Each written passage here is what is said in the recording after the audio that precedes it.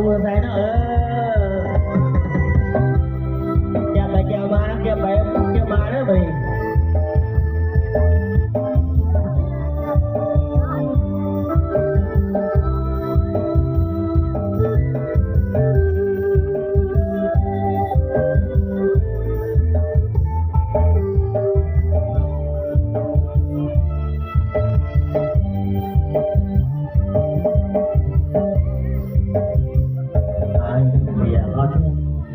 Chờ lắm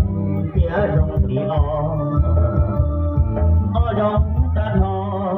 lo lùn để ai lui ra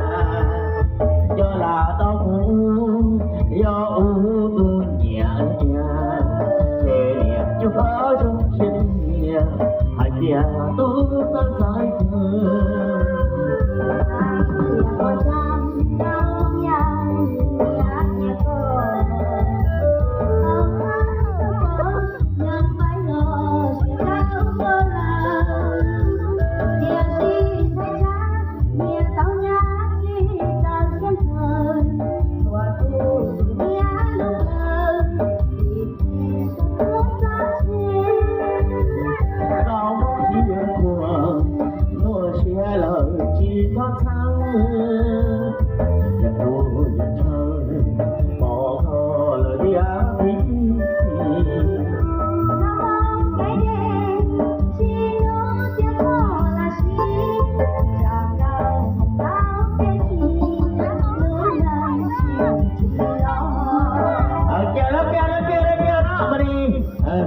sao nó mình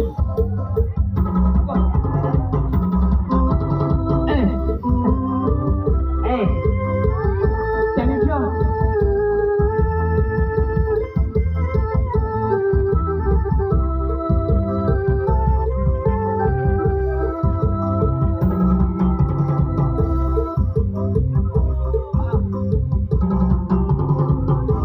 ra có gì nữa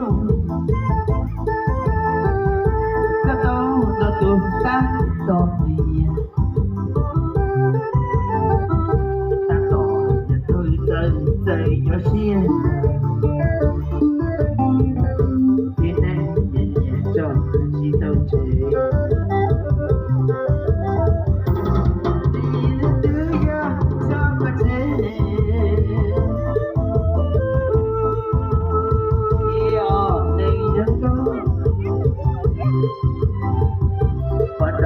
bắt đầu mà sẽ làm bọn cho một giờ cùng yên chỉ có nên đã từ giờ ra có chuyện tất cả điều kia bắt đầu rộng câu